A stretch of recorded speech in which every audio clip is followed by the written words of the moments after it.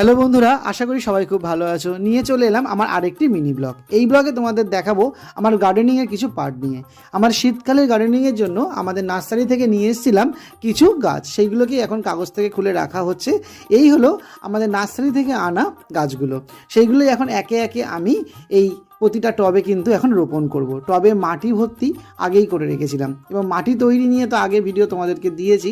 শীতকালে যে গাছগুলো হয়, মানে সিজনাল যে ফ্লাওয়ারগুলো হয়, সেগুলোর জন্য তো আলাদা করে কিছু মাটি করতে হয়। সেই মাটিগুলো কিন্তু আগে থেকে আমি রেডি করে রেখেছিলাম। এখন একে একে প্রতিটা টবেই কিন্তু গাছগুলো রোপণ করছি। রোপণ করার পর গাছগুলোকে দেখতে ঠিক এরকম লাগছিল পরের দিন সকালবেলা। এছাড়াও শীতকালের কিছু গাছ, সেইগুলো কিন্তু আমি এখানে বসিয়েছি, দানা ছড়িয়েছি, সেখান থেকে কিছু গাছ হয়েছে।